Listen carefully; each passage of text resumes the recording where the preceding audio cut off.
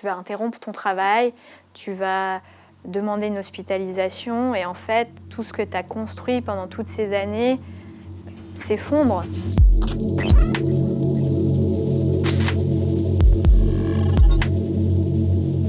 Quand tu étais adolescente, tu avais une très grande excitation à beaucoup de moments de la vie, tu dormais très peu, tu étais insomniaque, tu étais extrêmement productive. Tu as vécu aussi des périodes de mélancolie extrême. Un soir, tout a un peu dérapé, ton cerveau, on va dire, était en surchauffe.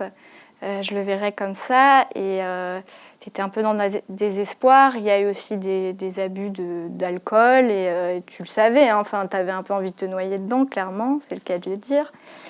Tu as eu une bouffée délirante très très violente où tu as commencé à vouloir sortir de ton corps, ce qu'on peut appeler des crises de morcellement. Si tu avais pu sortir de ta peau, tu l'aurais fait, sauf que le maximum que tu pouvais faire, du coup, c'était de courir nu dans la rue. Tu as marché peut-être 45 minutes pour te rendre chez ta mère. Donc tu es quand même allé chercher de l'aide. Il y a eu un petit moment embarrassant quand ton beau-père a ouvert la porte.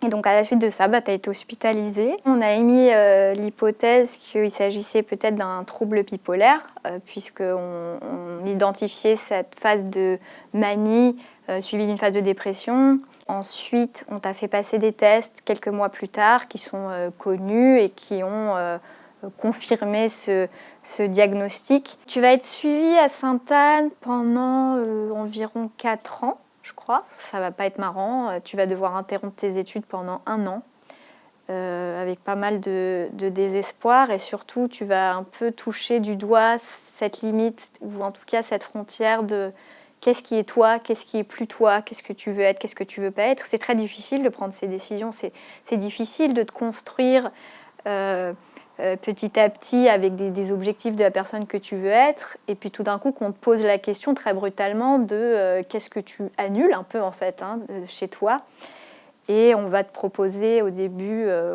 des traitements qui fonctionnent pour certaines personnes qui pour toi vont être très très violents.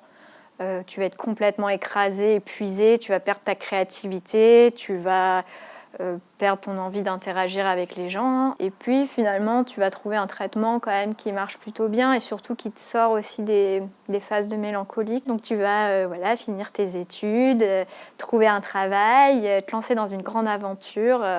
Et donc en tant que designer, tu vas partir à l'étranger. Donc à ce moment-là, un peu naturellement, ton suivi à Sainte-Anne s'arrête. Tu continues ton traitement.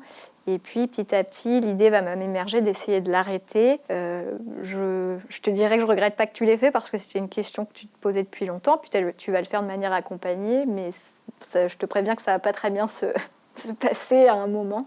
Ça va te précipiter dans une dépression extrêmement profonde. C'est en fait se sentir loin de la vie.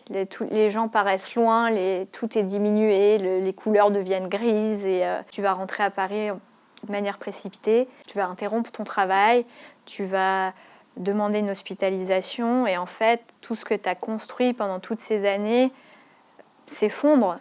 Tu vas subir quand même des violences psychiatriques, notamment on va t'imposer des médicaments que tu refuses de prendre, que tu sais de ton expérience, que tu les vis mal, notamment des antipsychotiques. Et en fait, toi, ça aggrave au contraire tes symptômes psychotiques. Enfin, tu vas devenir quand même paranoïaque, tu te sens persécutée ou en tout cas complètement incomprise et par l'équipe médicale, et par ta famille, et par tes amis, et ça s'emballe. Tu es très maigre, tu es clairement dans un symptôme d'anorexie, tu pèses 34 kilos. Et là, ta maladie donc, neurologique, l'épilepsie, reprend aussi le dessus. Il faut savoir aussi que la psyché un peu influencer les crises d'épilepsie. Plus tu es épuisé, plus tu fais des crises d'épilepsie. Plus tu es anxieuse et triste, plus tu fais des crises d'épilepsie. Et ça va finir par arriver à un point drastique où ton cerveau, ton corps lâche. Tu fais des très grosses crises d'épilepsie et tu vas finir en réanimation. C'est un peu une deuxième expérience d'aller au bout de ce que c'est, enfin en tout cas pour toi, de la vie. Tu vas perdre la vue partiellement pendant un moment, l'usage du langage pendant plusieurs heures, l'usage de tes jambes pendant plusieurs jours. Et là, ouais, tu vas un peu au bout des choses et en fait, tu as un soutien humain autour de toi qui a toujours été franchement exceptionnel sur cette année-là. C'est ça qui t'a fait tenir aussi, hein. C'est pas venu de nulle part. T'as été extrêmement soutenue. T'as vraiment des amis exceptionnels. Ta famille a aussi fait beaucoup. Et à ce moment-là, les gens te lâchent pas, quoi. C'est-à-dire que t'es quand même, tu sombres dans un handicap encore plus profond. T'es au bout, quoi. T'es vraiment à bout et les gens vont vraiment, ton entourage va vraiment se mobiliser. Et ça, c'est ce que tu retiens en fait de cet épisode. Et puis il y a un peu comme une renaissance en fait quand tu récupères complètement ton œil, ta parole, ton autonomie tout court en fait.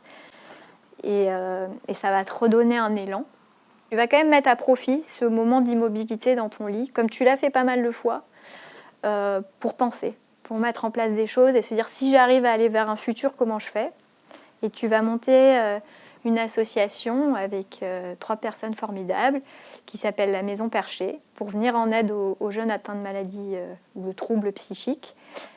Et ça vient aussi du fait que tu en as eu marre un peu de ce que tu as vécu, du système, que voilà, il y avait des écueils, il y avait besoin de choses en dehors aussi du système hospitalier.